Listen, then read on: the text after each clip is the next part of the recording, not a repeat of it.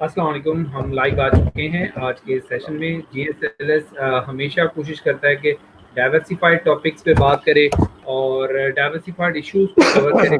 आज हम एक बहुत इंटरेस्टिंग टॉपिक लेके आए हैं जो कि स्पेशली स्टूडेंट्स के लिए भी है और कॉर्पोरेट के लिए भी है, क्योंकि दोनों टाइप की रिसर्च में हमारे पास जो है मुस्बत नताइज नहीं आते। तो आज का जो हमारा टॉपिक है वो है why research in Pakistan is a failure.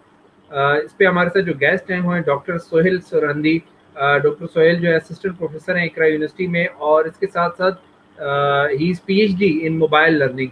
तो इनकी स्पेशलाइजेशन है इंग्लिश में, और ऐसे डिफरेंट डिस्टिंक्शंस हैं इनके पास जो डॉक्टर सोहेल खुद भी बताएंगे। और ये बहुत गहरी नज़र रखते हैं पाकिस्तानी रिसर्च जर्नल्स पे भी और इंटरनेशनल जर्नल्स पे भी। तो डिफ्रेंसिएशन पे भी हम बात करेंगे आज कि क्या डिफरेंशिएशन है लोकल जर्नल्स का, स्टैंडर्ड्स और रैंकिंग क्यों बहुत बुरी है पाकिस्तानी बहुत सारे जर्नल्स की। इवन दो वो अगर बहुत अच्छी यूनिवर्सिटीज के जर्नल भी हैं तो उनकी रैंकिंग क्यों नहीं हो पा रही बेहतर। तो इन सारी चीज़ों पे आज बात करेंगे। आपके अगर कोई लाइव क्वेश्चंस हैं तो ज़रूर हमसे पूछिएगा। आप अगर हमारे शो में लाइव क्वेश्चन पूछना चाहते हैं तो कमेंट सेक्शन में एक लिंक मैंने छोड़ी है, उससे आप ज्वाइन कर सकते हैं और आप लाइव क्वेश्चन भी पूछ सकते हैं। तो over to you doctor Sohail sahab, अगर आप थोड़ा सा अपना इंट्रोडक्शन दे दें जो लोग आपको नहीं जानते, और देन हम topic. Thank you very much Kapil, I am honoured आपने मुझे बुलाया। मैं नाम मेरा पीर सोहेल सरंदी है। मैं शिकारपुर से बेसिकली ताल्लुक़ रखता हूँ, इंटीरियर सिंध से।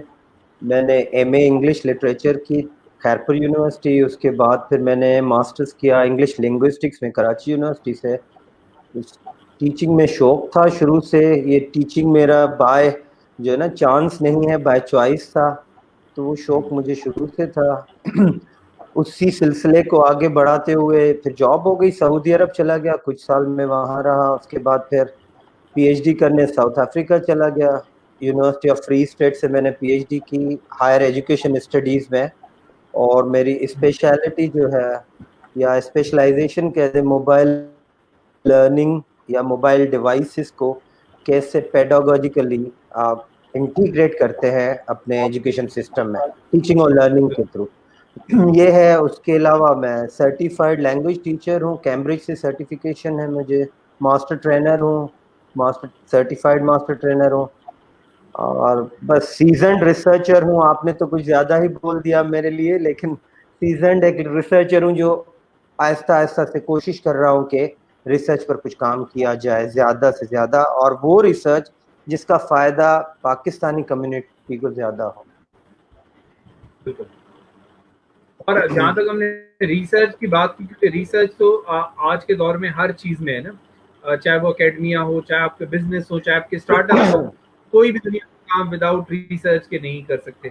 और रिसर्च में जैसे आपने कहा आप लर्नर हैं, तो मैं भी यही समझता हूँ शायद पूरी जिंदगी हम जितनी भी रिसर्च करें वी आर स्टिल लर्नर्स, क्योंकि रिसर्च इतने बड़ी कह सकते हैं कि आप खुद में एक बहुत बड़ी किताब है जिसको शायद आप पूरी जिंदगी नहीं पढ़ सकते। तो सर हम आते हैं टॉपिक की तरफ। पाकिस्तान में why research is a question mark, चाहे वो यूनिवर्सिटीज हो चाहे वो इंडस्ट्री हो। अच्छा देखिए, पहले तो हमें ये समझना चाहिए कि रिसर्च है क्या। रिसर्च बेसिकली इंटेलेक्चुअल इंक्वायरी है। क्यों करते हैं, पहले उसका रीजन ढूंढ लें कि भाई रिसर्च करनी क्यों पड़ती है। रिसर्च तब करते हैं जब कोई प्रॉब्लम हो। प्रॉब्लम का मतलब ये नहीं है कि कोई मसला हो, प्रॉब्लम का मतलब है कि कोई आइडिया जनरेट हुआ हो। आपने कोई आइडिया जनरेट हुआ हो जो आपको बॉदर कर रहा हो एज अ रिसर्चर और एज एन इंडिविजुअल। उसके नतीजे क्या होते हैं, या उस आइडिया को कैसे लिक्विडिफाइड किया जाए, या फॉर इंस्टेंस हम बात करते हैं आजकल के टेक्नोलॉजी ने तबाह कर दिया हुआ है और ये किया हुआ है और वो किया हुआ है। ये भी एक रिसर्च का टॉपिक है कि क्यों। जैसे ये टॉपिक है why research in Pakistan is a failure, ये भी एक बहुत बड़ा रिसर्च का एरिया है जिसको एक्सप्लोर करना चाहिए। हम तो यहाँ पर टॉक कर रहे हैं, मैं कुछ फैक्टर्स शायद शेयर कर पाऊँ, बहुत ही कम फैक्टर्स, लेकिन अगर आप इसको सिस्टमेटिकली एनालाइज करें, एक रिसर्च करें इस टॉपिक पर, तो मेरा ख्याल है ये भी बहुत बड़ा एरिया है।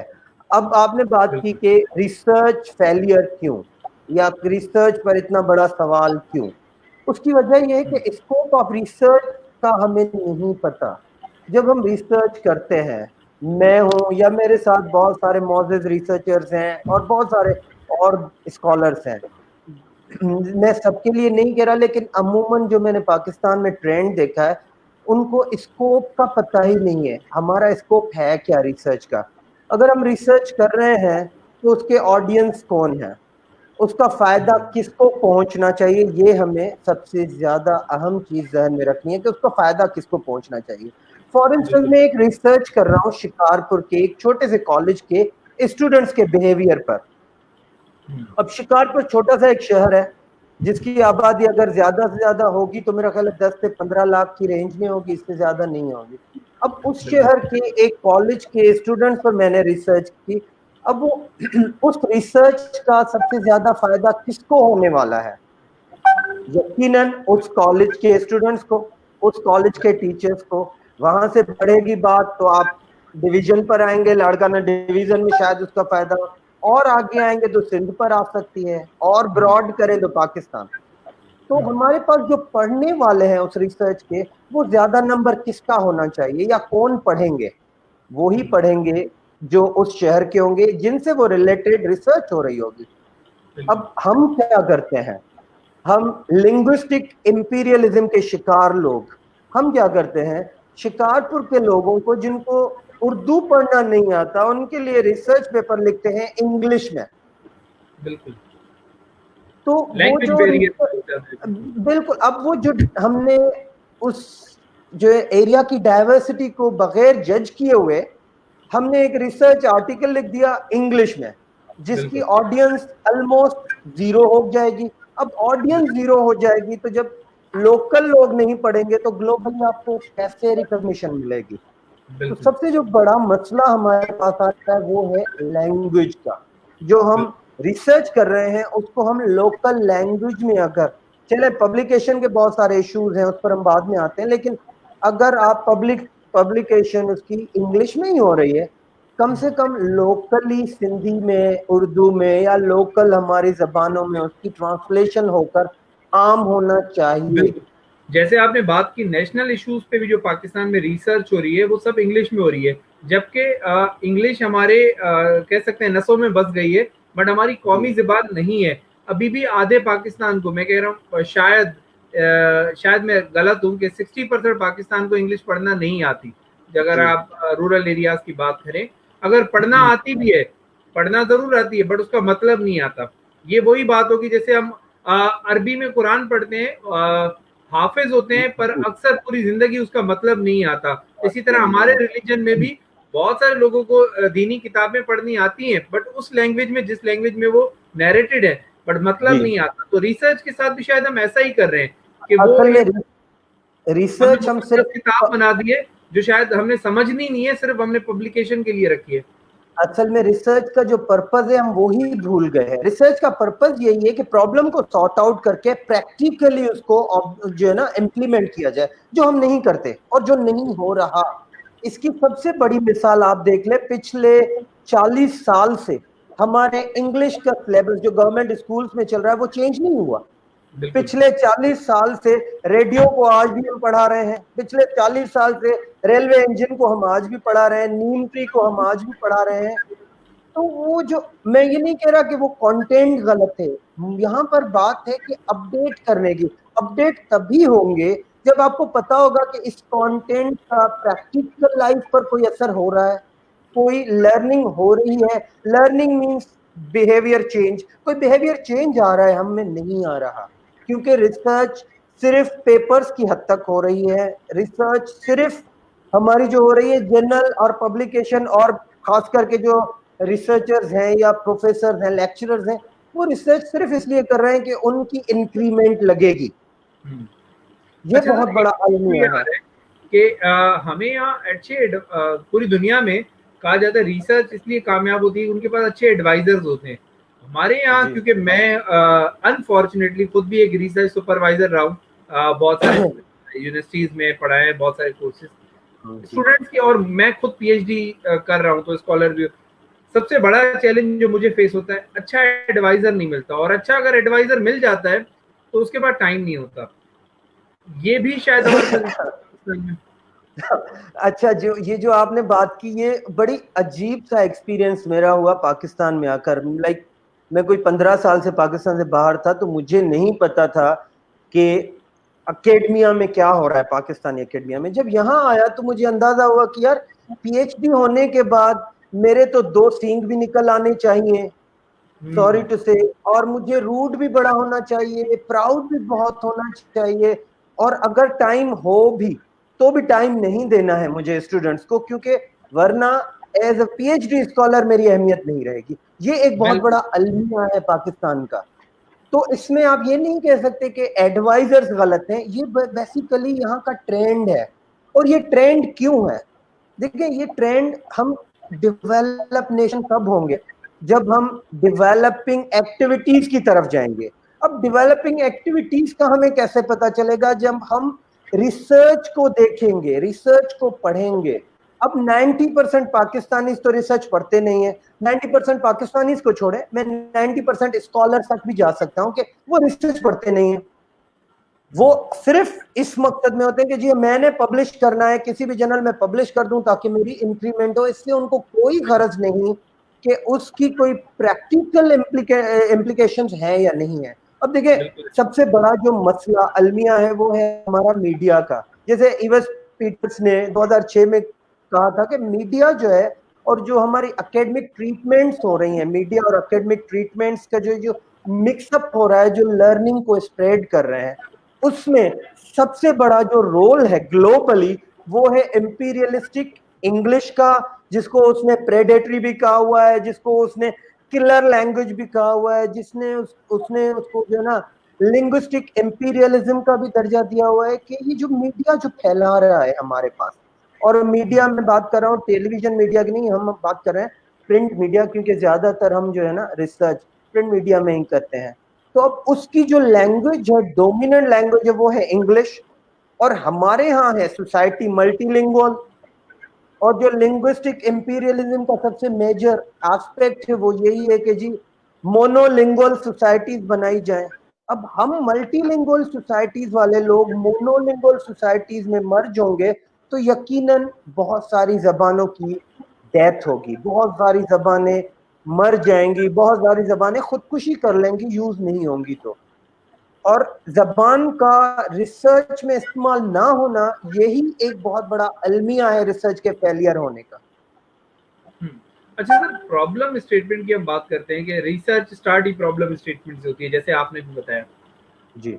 स्टूडेंट्स को मसला ये आता है या जो भी रिसर्च कर रहे हैं, प्रॉब्लम स्टेटमेंट बनानी कैसे है, एक्चुअली किस चीज को प्रॉब्लम समझना है, यहाँ से जहाँ हम शुरू करते हैं थोड़ा सा हम बेसिक्स की तरफ आते हैं जी। उसका मैकेनिज्म क्या होना चाहिए। और दूसरा, हमारे पास प्लेजरिज्म बहुत ज्यादा है, उसके 2-3 रीजन हो सकते हैं जो मैं समझता हूँ, थोड़ी सी मेरी नॉलेज है। एक तो हम बुक नहीं पढ़ते, क्योंकि इसलिए हमें कंटेंट पता नहीं होता, हम प्लेजरिज्म की तरफ जाते हैं। हम एम्पिरिकल स्टडीज की तरफ नहीं जाते, शायद ये भी एक रीजन है। और हम जो है मेहनत नहीं करना चाहते। अब आप क्या कहते हैं, इन तीनों में से क्या रीजन है या तीनों रीजन है? मैंने 2 सवाल। मेरा ख्याल है तीनों रीजन नहीं है, मेरा ख्याल है ये तीनों रीजन नहीं है ना। इसमें स्टूडेंट की आप लेजीनेस पर सवाल कर सकते हैं, वो लेजी नहीं है। अगर वो क्लास में आ रहे हैं, भले वो आधे नींद में है, कोई फर्क नहीं पड़ता, लेकिन वो क्लास में है, तो इससे शो होता है कि चले वो मोटिवेटेड हैं। दूसरी बात, वो पढ़ना नहीं चाहते, नहीं, मेरा ख्याल है ये मसला नहीं है। मसला ये है कि वो पढ़कर समझ भी सकते हैं या नहीं, रीडिंग अंडरस्टैंडिंग के लिए है या नहीं है, या रीडिंग उनकी सिर्फ इसलिए है जो हमने सिखाई है पीछे से कि जी सवाल का जवाब ढूंढने के लिए आपको पढ़ना पड़ता है। कंप्रीहेंशन तो होती नहीं है हमारे यहाँ रीडिंग में। तो ये भी उनका कसूर नहीं है कि उनको समझ में नहीं आता कि भाई मैं पढ़ तो रहा हूँ, हमने 10-10 किताबें तो पढ़ ली, लेकिन वो समझ तो मुझे कुछ भी नहीं आया। तो ये भी स्टूडेंट का कसूर नहीं है। और तीसरी बात आपने कही कि जी वो शायद जो है ना इजी वे लेना चाहते हैं। जी इजी वे वो क्यों लेना चाहेंगे? इजी वे तो टीचर्स प्रोवाइड कर रहे हैं ना उनको, उनका क्या कसूर है कि वो इजी वे लेना चाहेंगे? आपने एज ए सुपरवाइजर, मैं जाकर कपिल को कह रहा हूं, कपिल तुम्हें इस टॉपिक पर रिसर्च करनी है, तो मेरा क्या हक बनता है कि मैं आपकी क्रिटिकल थिंकिंग को, आपकी इंटेलेक्चुअल इंक्वायरी को डाइवर्सिफाई करूं या उसको मोड़ दूं। कपिल जिस फील्ड में स्टडी करना चाहता है, जो एरिया उसको अट्रैक्ट कर रहा है, उसमें क्यों नहीं करे कि वो सुपरवाइजर की मर्जी से टॉपिक ले। हमारे यहाँ सबसे बड़ा अलमिया ये है कि सुपरवाइजर चूज करता है कि टॉपिक कौन सा लेना है। स्टूडेंट को कोई भी यहाँ पर बिल्कुल आपने ठीक बात की नहीं है। तो मैं एज ए सुपरवाइजर, मैं सुपरविजन कर रहा हूँ, तो मैंने कभी भी पर्सनली मैंने कभी भी किसी को ये नहीं कहा कि आपको कौन सा टॉपिक लेना चाहिए या आपको कौन से एरिया में आपको जो है ना स्टडी करनी चाहिए, क्योंकि आपने सबसे पहले जब उनको टॉपिक दिया तो आपने तो उनकी क्रिटिकल थिंकिंग वहीं पर मार दी। अब आप उनसे क्या एक्सपेक्ट कर रहे हैं कि वो आगे चलकर क्या कहेंगे आपके लिए। यकीनन वो तो कुछ नहीं कर पाएंगे, क्योंकि वो तो डिपेंड करेंगे कि भाई मुझे तो स्पून फीडिंग हो रही है। आपका कहना ये है सर, तो आपका कहना ये है कि जितने भी सुपरवाइजर्स हैं they should let them decide, student को डिसाइड करने देंगे टॉपिक क्या होना चाहिए, क्योंकि आप अपनी मर्जी का टॉपिक दे रहे हैं, हो सकता है स्टूडेंट का इंटरेस्ट डेवलप ही ना हो उस टॉपिक की तरफ, तो वो रिसर्च फेल्यूर ही होगा एक्चुअली। बिल्कुल, मैं तो ये कह रहा हूं कि आप उनको ये ना बताएं कि व्हाट टू एक्सप्लोर, आप उनको ये सिखाएं कि how to explore and where to look for that exploration. आप उनको जगह बताएं कि भाई इधर देखो, आप उनको ये मत बताएं कि ये देखना है तुम्हें। ये बड़ा अलमिया है। और आपने दूसरी बात की थी कि रिसर्च जो प्रॉब्लम है, असल में रिसर्च प्रॉब्लम जो टर्म है हमारा प्रॉब्लम टर्म, को हमने इंग्लिश में जो मीनिंग ली हुई है, यहां पर वही बिगाड़ आ रहा है। यहां पर फिर वही बात आ रही है कि मुझे अगर रिसर्च पढ़ानी है मेरे स्टूडेंट्स को, फॉर इंस्टेंस मुझे क्वालिटेटिव रिसर्च पढ़ानी है, तो जरूरी है कि मैं इंग्लिश में बोलूं। मैं उनको ज्यादा अच्छे तरीके से रिसर्च अपनी जबान में पढ़ा सकता हूं, मैं उनको ज्यादा अच्छे तरीके से रिसर्च अपनी जबान में सिखा सकता हूं, उनको जो एग्जाम्पल्स दे सकता हूं वो मैं अपने जबान में ज्यादा आसानी से दे सकता हूं, न कि मैं किताबों के एग्जाम्पल्स कोट करता फिरूं। क्योंकि किताबों के एग्जाम्पल्स कोट करना यानी कि आपने उनको बाउंड कर दिया कि रिसर्च आपकी है ही है। और हमने पहले ही जाते ही स्टूडेंट्स को किताब पकड़ा देने होते हैं, नोट्स पकड़ा देने होते हैं, ये जाकर पढ़ो। आप ये क्यों नहीं कहते उनको कि क्वेश्चन दे दें कि भाई इस पर जाकर एक्सप्लोर करो और मुझे आकर बताओ कि हम क्यों करना चाहते हैं। रिसर्च प्रॉब्लम की जहां तक बात की, तो पहली बात तो ये कि आप करना क्यों चाहते हैं, स्टूडेंट से ये सवाल करें। आप उनको ये मत बताएं कि जी प्रॉब्लम क्या है, लिटरेचर की गैप ढूंढें और ये ढूंढें और वो ढूंढें, इसकी जरूरत नहीं है। आप उनको सिंपल ये बताएं कि भाई जाकर सोचो कि ये एक चीज हो रही है, क्यों हो रही है, या अगर ये ऐसे हो रही है तो इसको कैसे बेहतर तरीके से होना चाहिए। आप उनको ये सिखाएं ना, उनको आप क्रिटिकल स्किल्स दें। आप उनको क्यों बता रहे हैं कि एक आप बेस पेपर उठा लें, पेपर को फॉलो करें, पेपर फला पब्लिकेशन होनी चाहिए, पेपर का ये इम्पैक्ट होना चाहिए, उसको उठाएं और उसको रेप्लिकेट करें। तो आपने उनको क्या सिखाया जो हम शुरू से सिखा रहे हैं, रोट लर्निंग। भाई कॉपी करनी है। एक मुझे याद आ रही है, डॉक्टर नबी बख्श खान बलोच की एक बड़ी अच्छी किताब लिखी हुई है, सिंध स्टडीज हिस्टोरिकल, उसका तर्जुमा भी किया गया है, उन्हीं के एक पब्लिकेशन हाउस में तर्जुमा भी किया गया। तो उन्होंने उसमें बड़ी कमाल की बात की है। वो उन्होंने यही कहा है कि जी देखिए, हमने जो क्रिएट कर रहे हैं जो इंडिविजुअल्स, उनको हमने इंटेलेक्चुअली प्रिपेयर किया ही नहीं है। उसकी वजह यह है कि एक तो हमने उनको ये बताया है कि इंटेलेक्चुअल है नहीं, पाकिस्तान में कोई इंटेलेक्चुअल है नहीं। अगर कोई सिंधी जबान में कुछ लिख रहा है तो समझो वो इंटेलेक्चुअल नहीं है। अगर कोई पश्तो में लिख रहा है, कोई लाइक हिंदुओं में लिख रहा है, कोई पंजाबी में लिख रहा है, वो इंटेलेक्चुअल्स नहीं है। आप कितना भी लिख लें, आपकी रिसर्च की वैल्यू तब तक नहीं होगी, अंग्रेजी जानता है एग्जैक्टली तब तक आपकी रिसर्च ऑथेंटिकेट नहीं होगी जब तक कोई अंग्रेज दान ना उसके बारे में लिखे। तो हमने इंटेलेक्चुअल्स तो पैदा ही नहीं किए। हम यहाँ बात कर रहे हैं हमारी रिसर्च का कोई काम नहीं है। भाई हमारी रिसर्च है ही नहीं, हमने तो रेप्लिकेट की हुई है। जेन्युइन कौन सी स्टडीज है हमारे पास, कौन से बुक है हमारे पास। मुझे भी लोगों ने कमेंट किए थे कि ये शो आप अगर इंग्लिश में करेंगे तो बेहतर होगा, उर्दू में करते हैं इसलिए व्यूअरशिप अच्छी नहीं मिलती आपको। तो आई वाज लाइक, तुम पाकिस्तानी है ना, घर पे भी हम उर्दू ही बोलते हैं, मतलब जी देखें, मैं तो ये कहता हूँ, मैं ओपन कहता हूँ कि मुझे कम्युनिटी का ख्याल करना होता है। अगर वहां पर ज्यादातर लोग वो हैं जो इंग्लिश समझते हैं, एक म्यूचुअल अंडरस्टैंडिंग हो रही है, तो आप इंग्लिश बोलें। लेकिन अगर मैं बोल रहा हूं जहां पर इंग्लिश की जरूरत नहीं है, उर्दू में मैं ज्यादा अच्छी तरह समझा सकता हूं, तो मैं उर्दू बोलूंगा। सिंधी जहां समझानी होगी मैं सिंधी में बोलता हूँ स्टूडेंट्स के साथ, जहां पर मुझे कॉन्सेप्ट क्लियर करवा। क्योंकि देखिए, लैंग्वेज मेरा फखर होना चाहिए, मेरा शर्म नहीं होना चाहिए कि मैं शर्माता फिरूं कि मुझे इंग्लिश नहीं आती। और यही सबसे बड़ी वजह है कि हमारे बहुत बड़े बड़े स्कॉलर्स, बहुत बड़े बड़े इंटेलेक्चुअल्स बेचारे पीछे रह जाते हैं क्योंकि उनको इंग्लिश नहीं आती। सर यहाँ सिंधी में मुझे तो बहुत कमाल के शायर होते हैं। सर आपने बेहतरीन बात की, मुझे एक पॉइंट याद आया कि जब लिटरेचर रिव्यू हम लिखते हैं, जब हमें रीफ्रेजिंग करनी होती है, एक्चुअली अपने वर्ड्स में लिखना होता है, तो अक्सर वहाँ वर्ड्स नहीं मिलते क्योंकि वो अंग्रेजी में लिखना होता है। अब मैं सोच रहा हूँ अगर वो मुझे सिंधी में लिखना हो या उर्दू में लिखना हो, तो मैं शायद 50 पेज का 200 पेज का लिटरेचर रिव्यू लिख सकता हूँ, क्योंकि मुझे अल्फाज के चुनाव में कोई मसला नहीं होगा। ये आपने बहुत बेहतरीन बात की है, इस पे शायद हमने आज तक सोचा ही नहीं है। देखें, मसला ये है कि हमें रिसर्च पढ़ाते क्यों हैं? रिसर्च क्या इंग्लिश सिखाने के लिए पढ़ाते हैं, या रिसर्च पढ़ाते हैं ताकि वो बंदा इंटेलेक्चुअली स्ट्रांग हो? ये दो चीजें हैं जो हम नहीं समझ रहे, जो पॉलिसी मेकर्स को भी समझनी चाहिए कि भाई, रिसर्च के लिए मीडियम ऑफ इंग्लिश होना जरूरी नहीं है। मैं इससे बिल्कुल इनकारी नहीं हूं कि इंग्लिश हमारी ऑफिशियल लैंग्वेज है, होना चाहिए।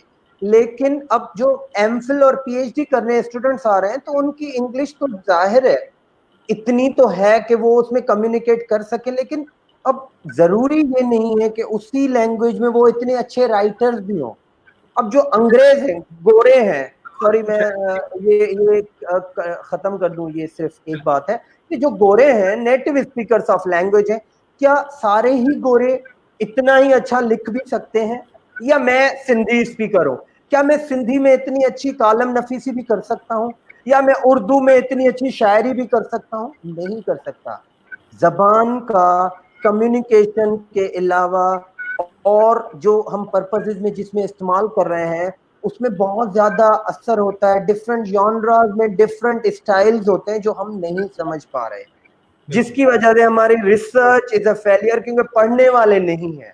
लिखने वाले बेचारे स्ट्रगल कर रहे हैं लैंग्वेज में, पढ़ने वाले बेचारे पढ़ते नहीं है कि अंग्रेजी में मैं क्या पढ़ूं, इंटरेस्ट ही जनरेट नहीं होता। इन्हीं अंग्रेजों को अगर हम पाकिस्तान में लेके आए और इनको बोले जी उर्दू में आप लिख के दिखाएं लिटरेचर रिव्यू, शायद वो भी फेल हो जाएंगे जैसे हम फेल हो जाएंगे। वो भी फेल हो जाएंगे, बिल्कुल हो जाएंगे। क्योंकि देखें, अगर आप डेविड नुनान को यहाँ ले आए, डेविड क्रिस्टल को ले आए, ये बड़े नाम है लिंग्विस्टिक्स के, उनको ले आए और उनको कहें जी हमारे बच्चों को आप इंग्लिश में नहीं, आप इनको बोले इंग्लिश, लेकिन इनको समझना उर्दू में, क्योंकि इंग्लिश नहीं समझ सकते, वहां पर आप समझा कर दिखाएं रिसर्च के टर्म्स।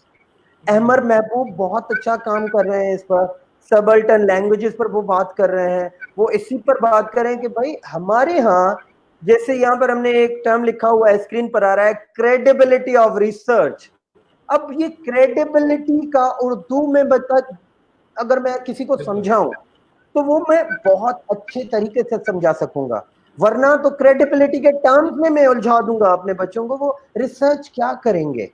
और हमारे यहाँ जो सबसे बड़ा मसला है वो है कि रिसर्चर्स या ऑथर्स के नाम आपको रटने हैं। भाई मैं क्यों रटूं उनके नाम? मैं रिसर्च कर रहा हूं, मैं कोई उनके जो है ना क्या कहते हैं अस्माउल हुस्ना तो नहीं है कि मैं उनको याद कर लूं कि बस जी अब बार बार मैं इंप्रेशन डालता फिरूंगा कि फलां की ये बुक थी, फलां की ये बुक थी। आई डोंट केयर, मुझे इससे कोई फर्क नहीं पड़ता। जब मेरी इंटेलेक्चुअलिटी इम्प्रूव हो रही है, जब मैं सोचने की सलाहियत में मेरी इजाफा हो रहा है, तो मुझे ये बाकी चीजों की याद करने से फर्क नहीं पड़ना चाहिए। बिल्कुल। अच्छा सर, एक इस पे सवाल आया है ऑडियंस की तरफ से, ये है कि एजाज सुमरो पूछ रहे हैं, one of the striking reason that I have came across is research is boring and taking time process. How to tackle with this issue? And if research is really boring is, तो शायद इसका पहला answer तो मैं उससे दूंगा कि आपने जो बात की कि हम टॉपिक ही उनकी मर्जी का नहीं होता, तो इसलिए वो बोरिंग तो होगा। बिल्कुल यही है। और दूसरी बात जो आपको गाइड कर रहा है वो आपको आपके सोच के मुताबिक गाइड नहीं कर रहा, वो आपको अपनी सोच के मुताबिक कर रहा है। वो अपनी सहूलियत देखेगा कि किस तरह से आसानी से मैं हैंडल कर लूं, किस तरह से मैं जो है ना कम पढ़ना पड़े। एज अ रिसर्चर अगर मेरे पास कोई सुपरविजन आ रही है और मैं किसी को सुपरवाइज कर रहा हूं, तो यकीनन जो उसका काम होगा उस पर मेरी भी अंडरस्टैंडिंग होनी चाहिए, मुझे भी पढ़ना पड़ेगा। ये तो नहीं होगा कि उसने लिखा मुझे समझ नहीं आया और मैंने उसको खत्म कर दिया, मैंने कहा नहीं जी ये गलत है। तो ये तो मेरी अपनी एज ए रिसर्चर क्रेडिबिलिटी खराब है ना, कि अच्छा सर, मुझे खुद को ही पता नहीं है कि मैं क्या करवा रहा हूँ। पाकिस्तान में रिसर्चेस को सीरियसली क्यों नहीं लिया जाता? चाहे वो अकेडमिया हो, हमारे जो रिसर्च जर्नल है वो पूरी जिंदगी जो है एक लाइब्रेरी के रैक में वो सड़ जाते हैं, उन पे मिट्टी पड़ जाती है, कोई उठा के पढ़ता नहीं है। रिसर्च तो हो गई पर उसको सीरियसली इम्प्लीमेंट नहीं किया जाता रोजमर्रा की चीजों में। अच्छा, उसको समझने के लिए, रिसर्च को समझने के लिए आपको वो जबान भी समझनी पड़ेगी, यही बात है ना। अगर अगर शिकारपुर पर कोई स्टडी हो रही है और लोकली शिकारपुर के लोग उसको सिंधी में पढ़ सकते हैं, तो वो रिसर्च को ज्यादा सीरियस भी लेंगे। हमारे यहाँ पॉलिसी मेकर्स हैं, मैं बात कर रहा हूं अपने टीचर कम्युनिटी की, पाकिस्तान के टीचर्स को ले ले। मैं इतना बड़ा दावा नहीं कर रहा, लेकिन 80% टीचर्स जो हमारे गवर्नमेंट जॉब्स के हैं उन बेचारों को अंग्रेजी नहीं आती। जिनको आती है वो अलग है, वो बिल्कुल एक बहुत कलील मिकदार है। उस कलील मिकदार में भी अब वहां पर भी डिविजन है, कुछ रिसर्चर्स हैं, कुछ सिर्फ टीचर्स हैं। अब जो हमने डिवीजन की हुई है ना, role of a teacher and role of researcher, ये दोनों डिफरेंट है। टीचर का काम भी तो रिसर्च करना है, अगर नहीं कर रहे, पढ़ना तो है। हमने कंपल्सरी किया ही नहीं है। हमने अपने प्रोफेशनल डेवलपमेंट में कभी भी ये नहीं कहा कि जी by the end of the year हर टीचर को कम से कम 5 रिसर्च के आर्टिकल्स पढ़ के उन पर रिव्यू लिखकर सबमिट करवाना है, तभी आपको इंक्रीमेंट मिलेगी। हम नहीं करते। उसकी वजह क्या है कि हमें इंटरेस्ट लेते नहीं है। दूसरी ये वजह कि हमें ये भी पता होता है कि एक बेचारे और किसी सवाल को इंग्लिश नहीं आती। है जी अच्छा sir, student centred teaching is required from initial classes, motivation toward creative thinking and problem solving is important. ये कह रहे हैं कि इनिशियल स्टेज से ही आप कुछ ऐसा लेके चले, हमारा कैरिकुलम ऐसा होना चाहिए कि वो बच्चों में डेवलप हो जाए, critical thinking and problem solving, शायद तब जाके रिसर्च जो है इंटरेस्टिंग होगी। ये जरबीना शाहीन कर रही है, खुद भी जरबीना शाहीन जो एमफिल की स्टूडेंट है। जी जरबीना शाहीन, आपने बिल्कुल सही बात की। और ये कोई इतनी नई बात नहीं है जिस पर हम कह सके कि जी ये होना चाहिए।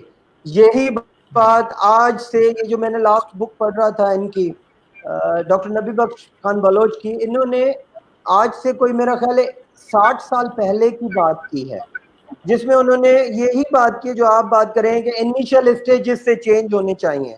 उन्होंने अपनी जो पीएचडी की थी डॉक्टर नबी बख्श खान बलोच ने, उन्होंने टीचर एजुकेशन में ही की थी। तो उन्होंने जब अपनी बात की तो उसमें भी वही बात की। अब मसला ये था कि उनको पढ़ने वाला कौन, इंग्लिश में थीसिस लिखा हुआ है, इंग्लिश के किताब है, उनको कौन पढ़ेगा? पढ़ेगा तो पॉलिसीज बनेंगी, पॉलिसीज बनने के लिए हमें वो इंटेलेक्चुअल माइंड्स चाहिए। हमारे यहाँ इंटेलेक्चुअल माइंड सिर्फ वही है जिसको अंग्रेजी आती है। तो जिसको अंग्रेजी आती है वो तो पहले ही ये स्टेटस एंजॉय कर रहे हैं, तो उनको क्या जरूरत है इस पंगों में पढ़ने की? तो ये बड़ी जो है ना अहम बात है कि हमें समझना चाहिए कि बेसिस क्या है, अंग्रेजी की जरूरत किस हद तक है और रिसर्च की जरूरत हमें कहाँ पड़ रही है। ये चीजें हमें बहुत जरूरी समझनी चाहिए शाइना, तभी अच्छा, हम कुछ मैं कर करेक्शन पाएंगे कर प्रैक्टिकल। जी मैंने कहा जी जरबीना शाहीन एमफिल की स्टूडेंट है, बल्कि उन्होंने 2003 में एमफिल कर लिया था। तो उनकी तरफ अच्छा से एक और सवाल है, व्हाट जी I observe during MPhil research, supervisors did not make assessment of synopsis even as it should be. So how can one assure credibility of research? Mentors need to guide and motivate students in desired way. Sir ये बहुत अच्छी बात की है, शायद ये वही बात की जो हम पहले कर रहे थे कि जी रिसर्चर्स की तरफ से, हम स्टूडेंट्स का तो कसूर निकालते हैं बार बार, रिसर्चर्स की तरफ से शायद हमें वो रिस्पांस नहीं मिल रहा जो होना चाहिए। आप क्या गाइड करें, क्योंकि आप खुद भी एक टीचर हैं, रिसर्चर भी हैं, सुपरवाइजर भी हैं, और आप इस कम्युनिटी के साथ मिलते भी हैं, बैठते भी हैं, बातें भी करते हैं, रोल क्या होना चाहिए सुपरवाइजर्स का? देखें, सुपरवाइजर का जो रोल होना चाहिए वो बेसिकली होना चाहिए एज अ गाइड। अब सुपरवाइजर वहां पर स्टूडेंट को बैठकर डराता धमकाता नहीं है। ये टीचर पर या ये सुपरवाइजर की शान नहीं है कि बैठकर स्टूडेंट्स को धमकाता फिरे के मार्क्स काट लूंगा, या उनको धमकाता फिरे कि अगर टाइम पर तुमने ये नहीं किया तो ये हो जाएगा। ये काम सुपरवाइजर का नहीं है, ये काम किसी जेल के जेलर का होगा जो जेल कैदियों को डील करे। सुपरवाइजर का ये काम नहीं है। सुपरवाइजर का काम है कि सुपरवाइजर अपने टाइम को देखते हुए अवेलेबिलिटी अपनी शो करे, स्टूडेंट्स को सपोर्ट करे, उनके आइडियाज को सुने। सबसे बड़ी जो अहम बात है, उनको सुने। आप अपनी मत सुनाएं, उनको तो सुने कि वो कहना क्या चाहते हैं। उसके बाद उनको आप गाइड करें। आप उनको हिट हार्ड ना करें कि वो बेचारे डिमोटिवेट हो जाएं और उनको ये लगे कि हमें तो कुछ पता ही नहीं है। जी, उनकी बहुत सारी अच्छी चीजें हैं जिनको आप सीखें। जब तक सुपरवाइजर इस एटीट्यूड से नहीं सुपरविजन करेगा कि मुझे सीखना है अपने स्टूडेंट से, तब तक वो सुपरविजन नहीं कर पाएगा। वो सिर्फ डिक्टेट ही कर पाएगा, वो डिक्टेटर ही बनेगा, सुपरवाइजर नहीं बन सकता। अच्छा सर, आखिर में हम शो की क्लोजिंग की तरफ भी जा रहे हैं, बट आखिर में 2 सवाल हैं जो बहुत अहम है, आपसे करना चाहूंगा। एक सवाल ये कि प्लेजरिज्म जी क्यों बहुत ज्यादा है एज अ सोसाइटी, हम जी क्यों प्लेजरिज्म की तरफ बहुत ज्यादा जा रहे हैं?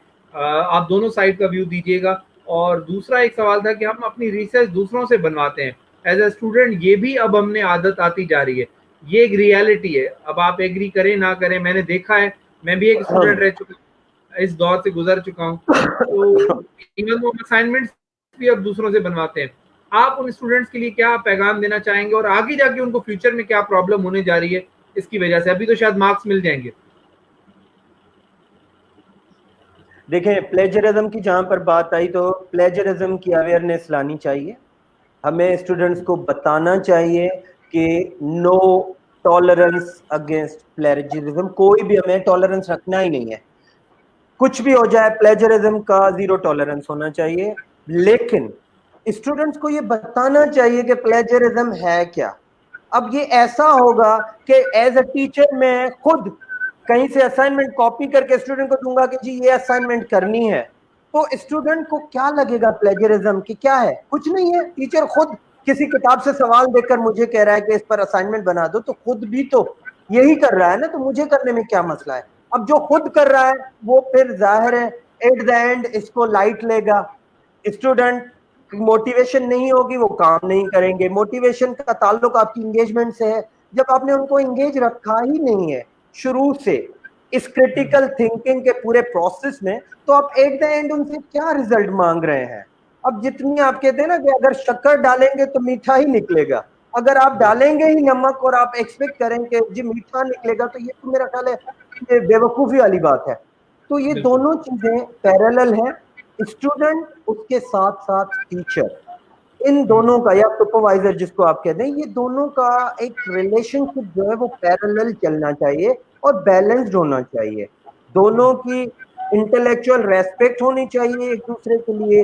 दोनों एक दूसरे को इस कदर टाइम दें कि वो समझ में आए कि हाँ जी मेरी बात इंपॉर्टेंट है। आप उनको सुने, सुनने के बाद अगर आप सजेस्ट कर रहे हैं, सजेस्ट भी उस वे से करें कि वो सीख जाएं।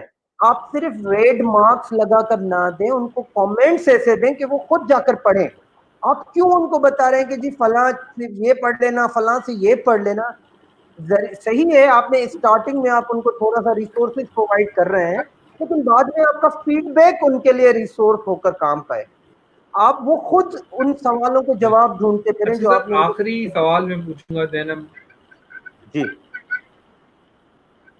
बिल्कुल। अच्छा सर, आखिरी सवाल मैं पूछूंगा। थैंक यू जरबीना, आपने हमें मोटिवेट किया, और यही व्यूअर्स हैं जिनकी वजह से हम ये सारे टॉपिक्स करते हैं, क्योंकि ये हमें, हमारा पर्पस एक ही है कि अगर हमारी बातों से अगर कोई लर्निंग ले सकता है, कुछ सीख सकता है, तो शायद हमारा ये पर्पस पूरा हो जाता है इस प्लेटफॉर्म को बनाने का। तो थैंक कपिल, यू, मैं आपने मैं अप्रिशिएट तो दुआ करूंगा किया। कि आपका शो। सर, आखिरी सवाल जी होगा, जी जी, आपने मैं सिर्फ कह रहा हूँ कि मैं दुआ करूंगा कि आपका शो जो है ना कम से कम रिसर्च के सुपरवाइजर्स और पॉलिसी मेकर्स जरूर देखें, शायद उनको सोचने का कुछ ख्याल आए। बिल्कुल बिल्कुल, बहुत अच्छी बात की है सर आपने। सर आपने मोबाइल लर्निंग में जिस दौर में पीएचडी की थी, उस वक्त आपको आइडिया भी नहीं था कि कभी दुनिया में कोरोना आ सकता है, और आज जब कोरोना का शिकार हो गया, लॉकडाउन हो गया, तो पूरी दुनिया मोबाइल लर्निंग की तरफ चली गई।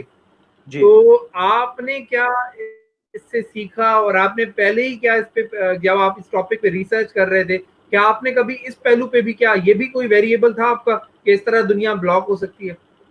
कपिल, इसका तो कोई नहीं था कि दुनिया ब्लॉक हो सकती है, लेकिन मैं जो है मोबाइल लर्निंग पर 2007 से काम कर रहा हूँ।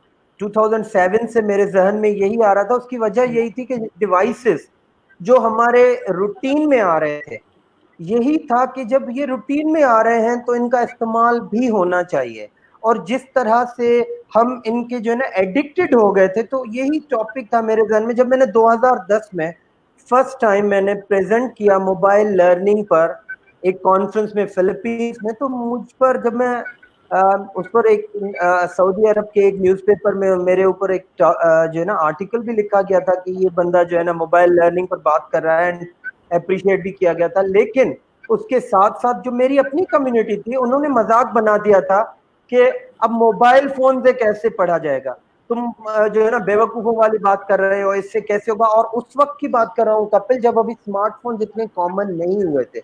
मैं बात कर रहा था जेनरिक फोन्स की, कि इनको कैसे हम पेडागोजी में ला सकते हैं। एनीवे, तो ये एक लंबा सा मेरा जो है ना सफर चल रहा था। आज आपने जो रिसर्च की, जिन चीजों पे बात की, जब जो लोग आपके हंसते थे, आज वही लोग मोबाइल उठा के सारा दिन क्लासेस ले रहे हैं, लर्निंग पे आ रहे हैं, मॉड्यूल, कंटेंट। अब जितना भी कंटेंट डेवलप हो रहा है वो मोबाइल फ्रेंडली हो रहा है। तो ये तो मैं वही सोच रहा था, मैंने जब आपका कल इंट्रोडक्शन पढ़ा तो मैं हैरान हो रहा था कि आपने उस दौर में इस पे काम किया जो आज की प्रॉब्लम है। कपिल, ये प्रॉब्लम जो थी रिसेंटली, मैं इस पर पाकिस्तान में भी वर्कशॉप देता रहा हूँ मुसलसल, और वर्कशॉप में भी यही बात होती थी, सर हमारे पास तो रिसोर्सेज नहीं है, हम तो वेल ट्रेंड नहीं है, ये सारी चीजें। तो मैं अपने एक टर्म मैंने जो है ना कॉइन किया है, I am working on it, जिसको मैंने कहा ACT का टर्म मैंने यूज किया कि भाई सबसे पहली जो चीज है, सबसे पहली रिक्वायरमेंट है हमारे लिए, वो है एक्सेप्टेंस होना चाहिए कि हाँ जी ये चीज जरूरी है, इस पर सोचें कि ये आगे चलकर हमें फायदा देगी। एक्सेप्टेंस होने के बाद आप जब बात करते हैं सी पर, फिर आप बात करें कि कॉम्पिटेंसी भी होनी चाहिए कि मैं ये सारी चीजें यूज भी कर सकता हूं या नहीं कर सकता। अब एक्सेप्ट करेंगे तो अवेलेबल भी करेंगे उस चीज को, अवेलेबिलिटी के बाद आप कहेंगे कि चले मैं अब यूटिलाइज करूं, तो उसके बाद आप कॉम्पिटेंसी के लिए जाएंगे। जब आप कॉम्पिटेंट इनफ हो जाएंगे, फिर आप सोचेंगे कि जी अब मैं इसको अपने पेडागोजी में, टेक्नोलॉजी को पेडागोजी में कैसे यूज करूं। तो मैंने वो टर्म दिया था टेक्नोगॉजी, टी का टेक्नोगॉजी। तो टीचर्स को एक्ट की सबसे ज्यादा जरूरत है। और देखिए 7 दिन के अंदर, कोरोना के लॉकडाउन के बाद 7 दिन के अंदर पूरी दुनिया में बूम मच गया जी। सारे ही जो है ना जूम पर आ गए, सारे ही ऑनलाइन लर्निंग पर माइक्रोसॉफ्ट टीम यूज कर रहे हैं, एडमोडो यूज कर रहे हैं। तो 7 दिन के अंदर ऐसा क्या हो गया कि टीचर्स ने रियलाइज भी किया कि जरूरी भी है, टीचर्स के रिसोर्सेज का भी मसला हल हो गया, टीचर्स के जो है ना रिमोट एरियाज का भी मसला हल हो गया कि वो हमारे स्टूडेंट वहां हैं और यहाँ। बेसिकली ये सारी चीजें एक्सेप्टेंस की, जो नबी बख्श खान बलोच ने कहा था कि इंटेलेक्चुअल हमने पैदा ही नहीं की, हमने वो सोच ही डेवलप नहीं की। एक दफा सोच डेवलप हो जाए तो उसके बाद कोई इशू नहीं है। सर बहुत अच्छा रहा आपके साथ। और अगर आप आखिर में कोई मैसेज देना चाहें स्टूडेंट्स के लिए इस हार्ड टाइम में, क्योंकि बहुत सारे लोग जो जिनकी रिसर्च स्पेशली चल रही है, उनके लिए अगर कोई मैसेज देना चाहें, क्योंकि कोरोना में रिसर्च लिमिटेशंस तो वैसे भी बहुत होती हैं, पर शायद कुछ ज्यादा लिमिटेशंस हो गई हैं, कोई अगर मोटिवेटिंग मैसेज देना चाहे उनके लिए। कपिल, मैं तो सिंपल यही कहूंगा, जो रिसर्च कर रहे हैं या जो स्टूडेंट्स हैं, वो करें जिसमें आपका इंटरेस्ट है। अगर आपका इंटरेस्ट किसी खास टॉपिक में है, तो मैं कहूंगा कि आप टॉपिक चेंज करने के बजाय आप सुपरवाइजर चेंज कर लें, आप यूनिवर्सिटी चेंज कर लें, लेकिन अपना टॉपिक चेंज ना करें। ये सर आपने बहुत बेहतरीन बात की है, क्योंकि this is need of time, और इसके लिए थोड़ा सा हमें सुपरवाइजर्स को भी वाइजली सोचना होगा, शायद अपनी सोच हमें मुसलत नहीं करनी होगी। जो मेरी भी डिबेट थी, आपको पता है सर, मैंने अपने एमबीए में एक कोर्स ड्रॉप कर दिया था, क्योंकि मैं रिसर्च सुपरवाइजर के साथ एग्रीड नहीं था। मैंने किया ऐसा, मैंने कहा अगले सेमेस्टर में देखा जाएगा, क्योंकि मुझे रिसर्च अपने ही टॉपिक पे करनी थी, और मैंने उस टॉपिक पे की जाके नेक्स्ट सेमेस्टर में। तो अक्सर स्टूडेंट्स के पास ये चांस नहीं होता, बट आपने बेहतरीन बात की है, इस पे सोचना। मैंने 5 साल कपिल वेट किया अपने रिसर्च सुपरवाइजर मिलने का, क्योंकि 5 साल तक मुझे वेट करना पड़ा कि कोई सुपरवाइजर था ही नहीं मेरे एरिया में। लेकिन मुझे ये था कि मुझे पीएचडी करनी है तो मोबाइल लर्निंग में ही करनी है, उसके अलावा नहीं करनी। मैंने वेट किया 5 साल, उसके बाद मुझे सुपरवाइजर मिला, और बाद में मैंने अपनी जो है ना पीएचडी स्टार्ट की थी। तो अब वेट करें उस काम के लिए जिसको आपको करना है। बाकी अगर फॉर्मेलिटीज पूरी करनी है तो वो तो आप कहीं से भी कर लें, रिसर्च आप नहीं सीख पाएंगे, डिग्री आपको मिल जाएगी। बिल्कुल सर, जरबीना शाहीन ने भी कहा है कि वो इनकरेज करती हैं अपने स्टूडेंट्स को मोबाइल यूज करने में, क्योंकि मोबाइल एक अच्छी चीज है, बट उसका मिसयूज बुरी चीज है।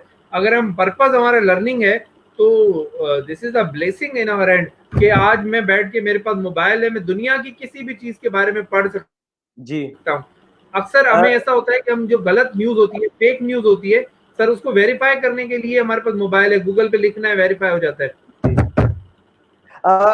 मिस शाहीन, मैं सिर्फ ये कहना चाहूंगा आपको इस बात पर कि 2 चीजें हैं।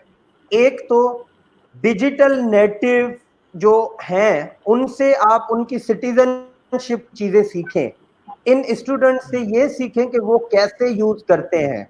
दूसरा, आपको डिजिटल सिटीजन होने के लिए लीडर भी बनना पड़ेगा। आप ये सारी चीजें उसके जो है ना बुराइयां और अच्छाइयां एज ए टीचर आपको सीखनी चाहिए, ताकि आप उनको अपने स्टूडेंट्स में प्रमोट कर सकें। बाकी बात रही मिसयूज की फोन की, देखिए मैं मानता हूं कि अगर टीचर अच्छी तरह प्लान करे, अच्छी तरह एक्टिविटीज डिवाइस करे जो स्टूडेंट्स को एंगेज रख सकती हैं, तो मिसयूज नहीं होगा इन डिवाइसेस का, प्रॉपर यूज ही होगा।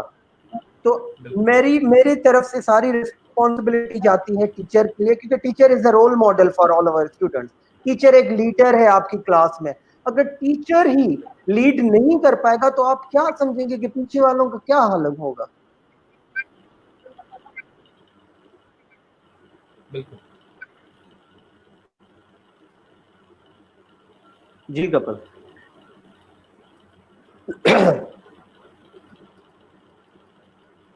Thank you very much Kapil, आपने बुलवाया and it was really lovely to be around you. और इनके सवाल ऑडियंस के बड़े अच्छे थे, बड़े इंटरेस्टिंग थे, और उम्मीद करता हूं कि जो मैंने कहा है शायद उसको कोई एक्नॉलेज करे और आगे इस चीज को प्रोमोट करें कि सुपरवाइजर्स डिक्टेटर नहीं होते, खुदारा सुपरवाइजर्स का रुतबा कायम रखें। बहुत शुक्रिया सर। जरबीना ने भी कहा है, वेल सेड डॉक्टर साहब। तो यही हमारी अचीवमेंट है, अगर हमारी बातों से किसी को फायदा हो रहा है तो हमारे लिए यही ब्लेसिंग्स है। सर बहुत शुक्रिया, आपने टाइम दिया। दोबारा हम आपको जरूर बुलाएंगे किसी और टाइम पे, किसी और टॉपिक के साथ। आपसे बात करके बहुत अपनापन लगा, और लगा शायद आप हम में से हैं। तो जो हम में से होते हैं ना, और स्पेशली पीएचडी होते हैं, तो उनके साथ बात करके बड़ा मजा आता है। Thank you very much Kapil, it was an honour. बड़ी मेहरबानी आपकी। अल्लाह हाफिज।